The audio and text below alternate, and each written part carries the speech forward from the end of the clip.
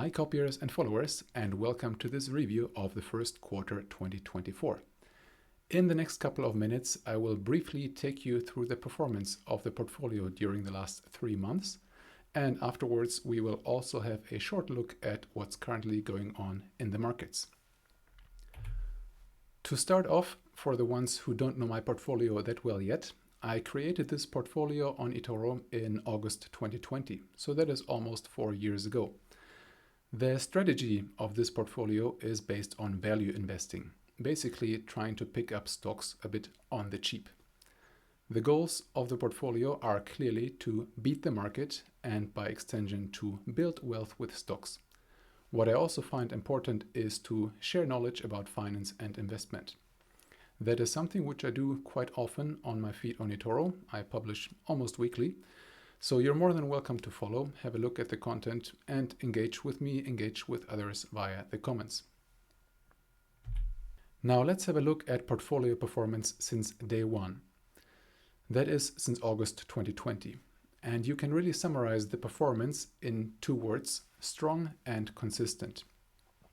This is shown very nicely in the graph over here, which shows my portfolio in blue and the S&P 500 in orange. Since day one, my portfolio has delivered an upside of 93%, which is a lot better than the S&P 500, which in the same time frame has only delivered plus 61%. Also importantly, my portfolio has been positive every single year, and it has also shaped new all-time highs every single year, including this year. You can also see that, of course, in the CAGR, in the compound annual growth rate. My portfolio has delivered roughly plus 20% every year, which is a lot better than the S&P 500, which has in the same time frame delivered roughly plus 14% per year. So all in all, I'm of course very happy with the performance of the portfolio. And for the ones among you which are a bit more technical analysis inclined, I also made a little nice green arrow, which shows you indeed what a good trend line this portfolio has followed over the last 4 years. The green arrow shows very clearly that the portfolio is going nicely from the lower left to the top right, which is exactly what you want to see in a well-performing portfolio. So as a next step, let's look a bit more into 2024, into the first quarter. That means from the 1st of January until the 31st of March. So this year, so far, the S&P 500 has performed better than the portfolio. In numbers, that means that the S&P 500 has delivered roughly 10.2% in the first quarter, whereas the portfolio has delivered roughly 2.8%. So there is a clear difference between the two. But what's important to note here is that in March, when volatility kind of picked up a little bit on the S&P 500, the portfolio was all of a sudden accelerating. And that is something which, by the way, also carried over into the early weeks of April. So that is something which I find very encouraging to see, but we will focus on that a little bit more later. First of all, let's look at what has driven portfolio performance in the first quarter of 2024. And if you have watched one of my quarterly reviews before, you might be familiar with this graph, but let me just briefly explain how it works. This graph shows all the companies which have been in the portfolio at some point in time during the first quarter. So that is a total of 30 companies. And the first important thing to note is that out of these 30 companies, 19 have made a positive contribution to the portfolio performance during the first quarter. That means on the other side that only 11 companies out of these 30 companies have made a negative contribution. You see on the very left, there were some very strong performers, as well as you see on the right that there have been some laggards, some bottom performers which drag the portfolio down. We will look into those a little bit more in the next slide. So first of all, let me just briefly summarize what happened here. Sometimes you see some kind of strong industry outperformance, that one particular sector or one particular industry has driven the portfolio. And that is not the case this quarter. This quarter, we have really seen individual stories driving the portfolio, especially with the top 3 performers. On the bottom 3 performers, that was more of a macroeconomic story. Those companies were really influenced by things happening in the world economy. I will detail that a bit more later. So here you see the overview of the top three and the bottom three performers during Q1 2024. On the top, we have Siemens Energy, we have Harley Davidson, and Vopak. So those three companies come from three quite different industries. The first one, Siemens Energy, is basically active in alternative energy. They provide, for example, turbines for wind power. They provide gas turbines, and they also work with the electricity grid. Harley Davidson, many of you will know what they do, motorcycles. And the third one, Vopak, is a company which is active in energy storage and transport. So on those three companies, obviously they are from very different sectors of the economy, but they have actually all performed very well during the first quarter because of good earnings. The first one, Siemens Energy, delivered a better than expected forecast. The second one, Harley Davidson, delivered solid results. And the third one, Vopak, also delivered very good earnings, which made it possible for them to increase the dividend and to initiate share buybacks. All of that, of course, very positive for the share price. On the other side, on the bottom three, like I briefly mentioned before, there were some macroeconomic factors going on, which have actually pushed those companies down during the first 3 months. Let's start with the first one, which is a German steel producer called Salzgitter. They have basically suffered in the first quarter from continued weakness in the European economy. Not very surprising if you look at the current environment out there. The second one, Warner Brothers Discovery. Most of you will be familiar with that brand. That is a big American entertainment company. They have suffered from lower advertising sales, especially in their US business. And the third one, Vale, that is a mining company. They basically extract the iron ore from the ground, which is then later used for steel manufacturing. So it is not a big surprise that that company, a bit like Salzgitter, has suffered from lower demand for iron ore on the world market. Nonetheless, I believe there is a very good case to keep those three bottom performers in the portfolio. Salzgitter, the first one, the German steel company, will most likely benefit from a recovery in Europe.